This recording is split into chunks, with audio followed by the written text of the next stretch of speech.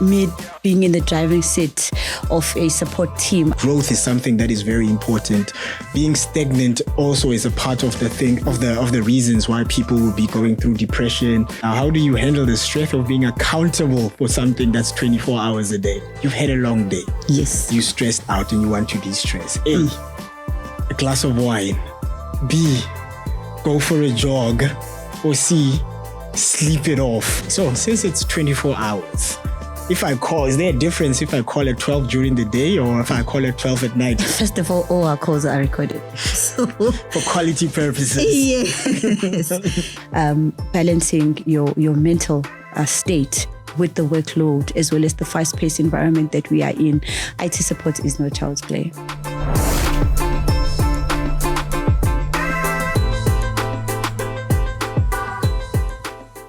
Welcome to Coding Culture, the podcast all about innovation, technology, and strategies that are taking over our digital landscape. I'm your host, Kgang. I'm sure everybody can say it now, but if you still can't, you can call me Kgang.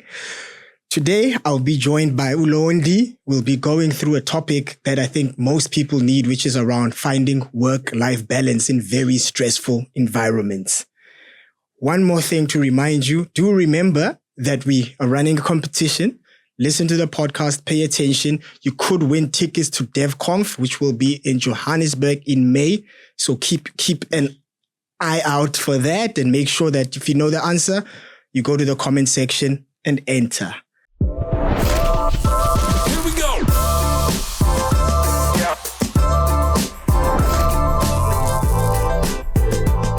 Hi, Londiwe. How are you today? Hey, Kgang.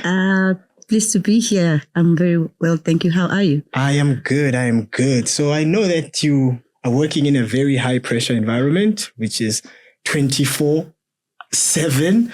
How are you dealing with that stress? All right. Me personally, running the department, it is very high pressured, as you mentioned. We are 24/7. There is no holiday. There is no weekend. We have to have somebody at work at all times. I'm speaking about the IT Helpdesk. We support the business as well as the users as well. So for me, I'm happy that I have a team that is very supportive. I have junior managers. I am the service delivery manager, but I have assistants of 3 team leaders as well as several IT technicians that are seniors. Yeah. Okay, so in terms of the size of the team, how big is the team and how do you deal with the different personalities in the team? The team is big. We are now currently 31. We have new intakes that are going to be starting right now on the 1st of February, by the way. We have 3 graduates that are going to be joining the team, so we should be around 33. That excludes myself as well as my manager, Andrew Boyd.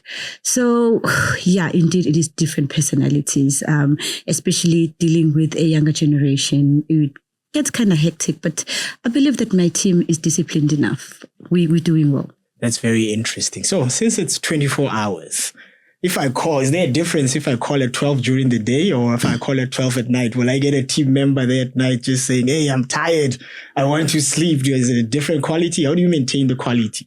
First of all our calls are recorded. So for quality purposes. Yes.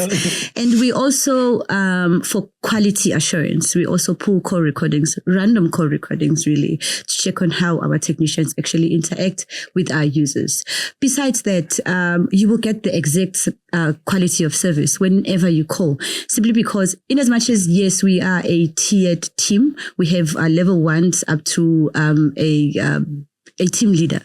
They will have different technical skill sets, so to speak, but we make sure that we empower and we train our team members to make sure that we deliver the same quality of service. Besides that, we also have SOPs. So if it is something that they are struggling with, they go into our document area, they look up that SOP, and then it's documented, it's right there. They can still give you the same troubleshooting skills and the same resolution skills as any other person. Sounds interesting. You mentioned that you record the calls. When listening to some of these calls, have you ever seen something maybe where you can pick up that team members are under pressure or are feeling overworked or are burning out? Like what other insights do you get from these calls? Most definitely. It happens. The thing is, we don't only service internal users. So we support Hollywood Connect as well, which is outside customers, the paying customers that demand service. So if, let's say, their internet is down, they're going to call, obviously they're going to be frustrated. And then they speak ill sometimes to my team members. But my team members are trained enough to know that please do not accept any abuse from anyone. If it so happens, that's where I step in. But they do get frustrated sometimes. They do get fatigued. They do get burnt out. But it's easy for me to spot because we use a roster system. Okay. So in that roster system, you are in 6 days in a week, and then the next week you only come in 4 times. So in between, you do get your breaks. Okay, so you also just mentioned there that they shouldn't take abuse and they are trained for that. Yes. Maybe just give us an example. If I'm calling in there and I'm colorful in my language, throw some French in there, how should the team respond to that? Sir, sorry, we do not accept that kind of language. If you feel as though we're not doing well, kindly speak to our manager and she'll be able to assist. I will be dropping this call right now, and then I will give you a call back once you're a little bit calm. But in the meantime, we will look into your issue. Okay, so now already from this, we can hear that it can get contentious and stressful. Now, and it's 24 hours. For yourself now, how do you handle the stress of being accountable for something that's 24 hours a day? I always make sure that I have my phone on loud in a case where I get a call in the middle of the night. But it hardly happens because, as I said, we are a fully trained team. And then my team leaders are fully trained to handle any situation.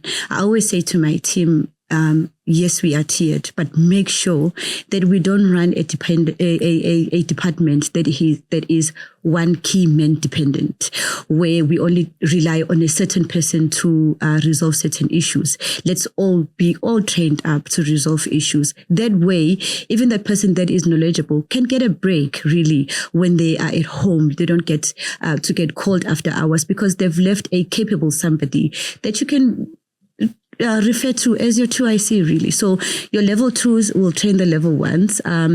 Senior technicians train the other levels, and then the team leaders make sure that the other team members are also at the same level as them. Sounds like you've got it all under control there. Let's make it a bit more practical. Yeah. You've had a long day. Yes. You're stressed out and you want to de-stress. A, a glass of wine. B, go for a jog. Or C, sleep it off. Like, what is your way to de-stress in that scenario? I'm a glass of wine type of a girl. So I take my glass of wine and then I watch my podcasts. I watch interesting podcasts where I can learn something, because me being in the driving seat of a support team, I have to know what is out there. I have to know what new technologies are being introduced out there so that we can be proactive as well in making sure that our team knows what is out there and we are able to support whatever new products that come in. I'm also a glass of wine kind of guy to mellow there. But speaking of that, of technologies that you need to know, we're also running a competition here where if you listen to the podcast, pay attention and are able to answer the question correctly in the end, you could win a prize where you could go to DevCon in Johannesburg in May. So I think just keep paying attention. Make sure that you understand what we're saying, answer the question, jump to the comment box there and make sure that you get that right. Without any further ado there, Lons, let's get back now. Let's talk family. Let's talk balance. How do you maintain that? Making sure you're there for your team and also making sure that you're there for your family and friends and have a good balance of the two. Lucky for me, I have grown kids. Not saying that I neglect my kids because they can do certain things on their own.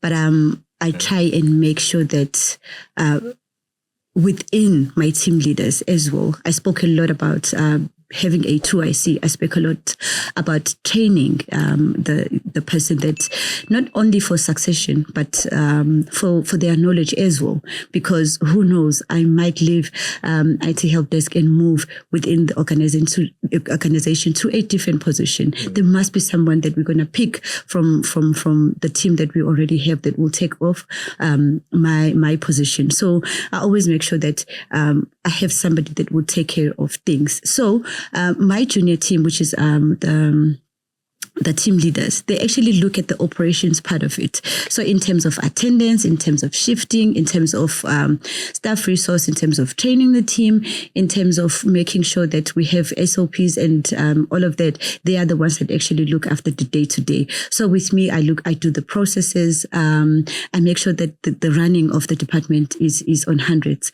So yeah, I do manage to balance my work as well as my life in that sense. Okay, that sounds good. And I know earlier we mentioned having a glass of wine just to de-stress, but in a high stress, high pressure environment, you cannot use that mechanism all the time because you might end up maybe having to go, hi, my name is Lons and I'm an alcoholic and we don't want that. What other strategies do you recommend to your team there in order for them to make sure that they are dealing with the stress, but they're dealing with it in a productive way? Luckily, the company that we work for do offer programs like that in terms of when we are feeling a little bit overwhelmed and we need professional help, because it just doesn't end with a glass of wine. One may be so stressed enough that they need somebody to talk to, right? So we have Sanlam. So what I do, if I hear that the story is a little bit above my capabilities, I get an HR involved, and then they book an appointment with that individual to speak to a professional at Sanlam. Also, we have wellness days where professionals come into at Bed Software, and then the guys can see different people in different specialities in terms of our mental health. And also in October, we have an entire month of mental awareness. We get to play games and yeah, it doesn't just end like with the glass of wine, as you mentioned. So there are measures. I know that this year with the graduates that are coming in, they are going to be doing some courses on LinkedIn Learning, where it speaks about balancing your mental state with the workload, as well as the fast-paced environment that we are in. IT support is no child's play. Yeah. Do invite me for the wellness day. I think I might need a massage. I can feel it's a bit tight here at the back. So send through the invite for the wellness day. Yeah. And just as you mentioned the team size, I think a thought that came to my mind was that you know there's a lot of automation and stuff around AI to try to improve certain processes. And how are you taking advantage of that? And what's the impact of that on your team? Most definitely. With AI, most people got scared in a sense, thinking that it's coming to take over their jobs. My team is well aware that it's not the case. It's actually there to elevate the workload that we have. Like right now, we are trying to introduce self-service in terms of getting your password reset. If you have an issue with your password, you can hop into a self-service channel, and then you can reset your password yourself instead of waiting for IT to assist you, or instead of waiting for your account to unlock after 10 minutes, for instance.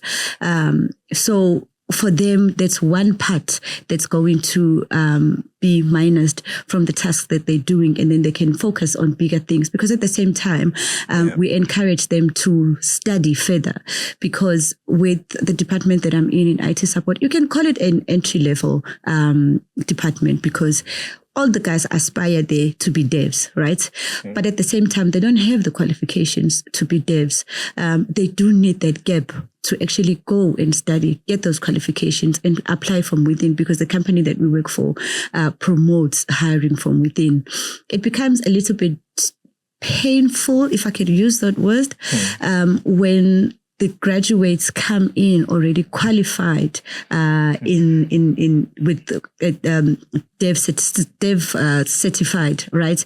And then they get converted into being permanent. Now, that person obviously earns more than you. I don't know what the pay salary is, but I would assume that they get paid more than the support technicians. And they had been there for 4 years, for instance, you know.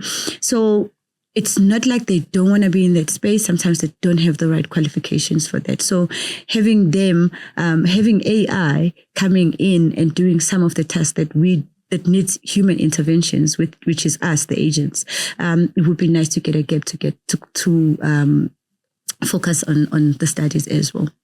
Yeah, I think with AI, I get that. So you're automating a few things there. Yes. We've got chatbots, but there's still that need for human empathy and the human feel. And I think also the customers still do appreciate that. So how are you balancing the two?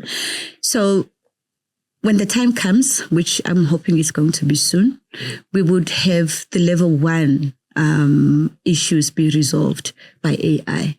But the more complex issues would have to be tackled by a human. That's very interesting, because I think that's one of the biggest things, especially in an area where it affects external people, is to find that balance there. So I think, just in conclusion, when thinking about this, we've spoken about the pressure, we've spoken about the training of the team members, we've spoken about promotions within to different roles, automating to take certain things away. Where do you see your department going? How do you see it looking in the next couple of years? Are you seeing it growing with more people, or are you seeing it growing with more technology to do some of the work? Gosh, I don't want to keep those guys for long. I want them to be integrated into the business. My vision is that every department within Bed Software, or even holistically in Hollywood Beds, they shop from my department in terms of getting talent. I want my department to be a talent pool, so to speak, for Bed Software. That's where you get to empower those guys, because it's, in essence, IT support is supposed to be a stepping stone for bigger things in terms of technology. That's amazing there, because I think, as we're talking about mental health, like, growth is something that is very important. Being stagnant also is a part of the thing, of the reasons why people will be going through depression and certain things in the team there. So I think I like the part where we're making sure that we're growing people, we're training people, and they're not stagnant and they can grow into different roles. Exactly. What would be a key takeaway that you would like to just give us, in terms of, if I'm let's flip it this way. If I'm calling into the IT support and I'm rude, or I don't describe my issue correctly, like, if you wanted to just tell people, like, when you call into support desks, behave this way, like, what nuggets would you give them into how they must describe and get what they want out of the interaction? We understand that you are frustrated. There is nothing more frustrating not being enabled to do your task. We understand that you have deadlines to complete, but please give us that chance to actually get to the problem that you are facing. The thing is, with us, we have to use imagination. Mm-hmm. So now you're explaining to us that you think that this is the issue. The person that is sitting at the desk would have to imagine that issue and actually try and assist you. Out of the 10 things that you would have mentioned, I have to isolate one and then think, oh, okay, Kgang has this problem. Also, with us, we are remote support most of the time. If then you are going to be allowing us, consenting us to come into your environment, into your PC, into your device to do what we need to do remotely, please make sure that you've closed off all your confidential stuff, because it stresses us out when we remote into somebody's PC and we're seeing confidential documents that we're not supposed to be seeing at the same time. So just make sure that you have that ready for us, you are ready for us, and then we will assist you. At least you kept it professional there. You said confidential information. You didn't mention some of the other things that you might see on people's screens there. Of course. So I think, thank you for the conversation. I hope that our viewers also just get a sense on how to deal with the pressure and make sure that they're in a good mental space, even in these high pressure environments. Thank you for coming here today, Londiwe. Thank you for having me, Kgang. Thank you. And then for the viewers, from that interesting conversation there is something that really did stick out to me that Londiwe mentioned. She mentioned that there's a function that the team will no longer be doing. It will be moving to self-service. What is that function? The function that will be moving to self-service. Please do tell us, what is that function? And you won't just be typing the answer for no good reason. If you get the answer correct, you could be attending DevConf conference, and then you could benefit from that and learn new things. Like we said, growth is part of having a good mental health, as you are no longer going to be stagnant. I also just want to mention, just make sure you click our bio so you always know when our next podcast is coming up. Make sure that you comment, have conversations. Let's grow the community, share and like. This is coding culture. And as we always say, make sure that you stay curious and stay innovative. This is Kgang signing off. Bye.